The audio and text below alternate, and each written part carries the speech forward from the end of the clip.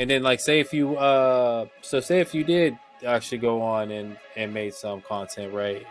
And you go on and how would you be able to like work with film producers and things like that to actually try to how do you go about like networking with them? You know what I mean? If you had like content to do, If I got content that's out yeah, that I can pretty much showcase and use as my calling card or my networking card, you just keep networking till you find the right people that got the right energy with you and what you want to do. Because you're always going to find people that listens to the type of music you create. So those are the type of other creators you want to be around: writers, film producers, and that's how you got to network. It's like you can be on LinkedIn. If you make a certain type of music, you go to certain type of events, you have a certain lifestyle, you look for other people, you network with them, and they might be in a totally different business than you.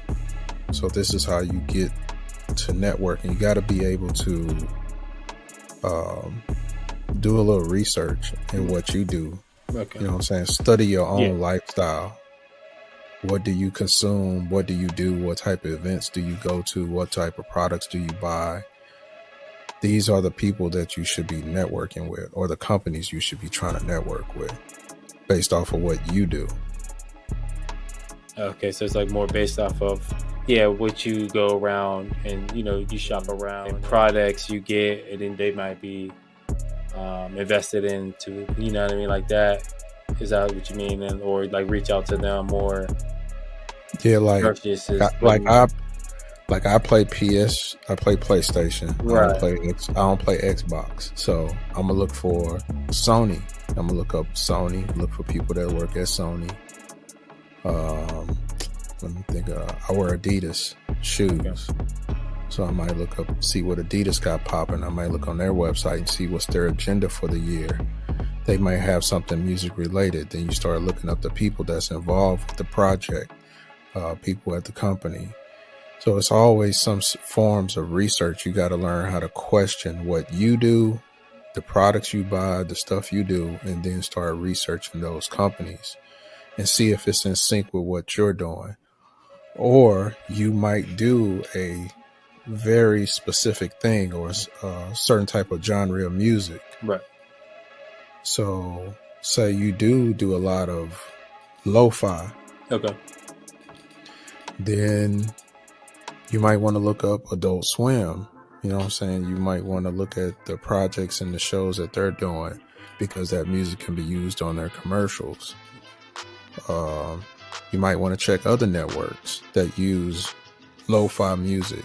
So it's like pay attention to the things that you watch and what you consume, to look at what networks or what TV stations or networks you should be networking with. That's a good idea. Yeah. So that's how you can go by getting plugged into that source by this networking to that. So that makes sense. That gives me a good idea on that. To actually, use LinkedIn or other sources to, just like how you did the Muse, like you got behind there and seeing if they could start a campaign and things like that. But I mean, that's pretty cool that you knew the things to reach out to them to actually try to start something. Because it was like I looked at it and see that it's a company starting out. I see what they're doing. It's a great thing. So it's like, why not reach out to them? I got experience in certain things to put together certain projects because I worked in marketing and promotions and, in the music industry. So it's a lot of people that create things, their mind may not be in marketing and promotions.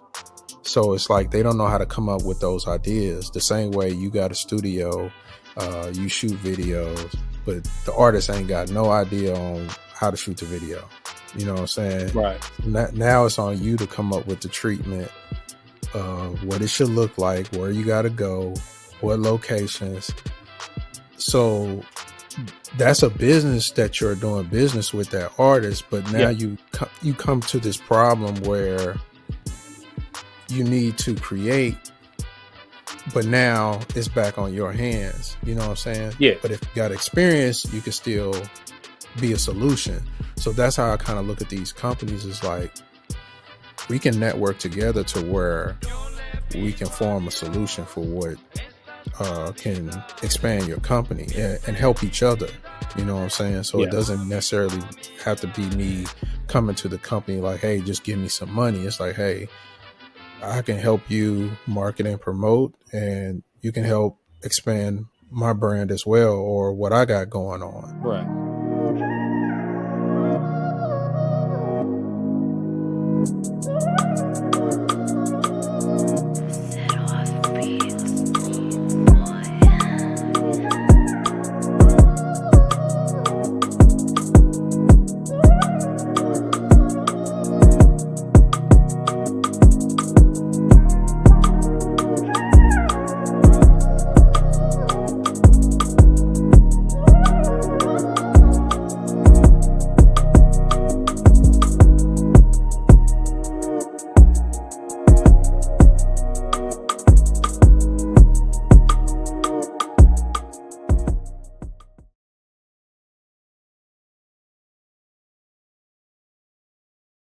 And that's another thing I was going to ask about that too, because I was like, how would you go by, networking with these people, because these people got brands too. They want to actually promote, and they can probably, you're kind of linking in to put one product out that has both of your brands on it. And that's like the same when it comes by like, if you're licensing your music, or you're cataloging that. How you go by trying to get that to be plugged into your LLCs and things like that. Just licensing the music. Yeah. Basically, you just got to make sure everything is registered to your company. When you're networking with these other businesses and they want to license your music, that means you get to set the terms on how you get paid and how much you get paid for the usage of your own intellectual property, your material, your music. So it's not a real complex thing. It's actually more simplified, because okay, let's say I'm a TV network and I want to use your music. I got a show that's going to be running 8 months. I can show you on paper, hey, I want to slot and play this song 18 times. But you know that my network, the viewership on this show is 5 million people per episode watch the show, Yeah. So like, you would have that data to basically know how many people are going to be consuming this music. So then you can negotiate the terms, because you should know in real time how much you make off these songs by streaming or sales. By being independent, these are all the things that you got to track anyway. So this is how you use the sales. You negotiate based off your sales, off your streaming, what you get in physical, whatever you do. If you're doing shows or concerts, that's how you can negotiate what you make on licensing a song. Because you can say, hey, I'm a hot commodity right now, blah, blah, blah. You can give me $1 million up front, and then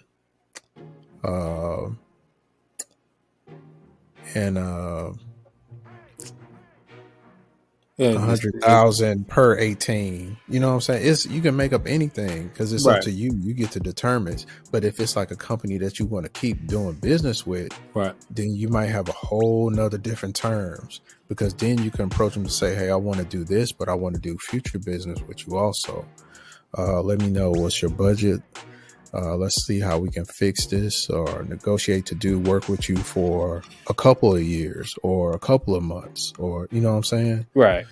So that's the importance of being able to license your music yourself, because now you can negotiate these types of terms yourself, versus a label it's not really in your best interest. It's in the label's best interest how they negotiate the terms.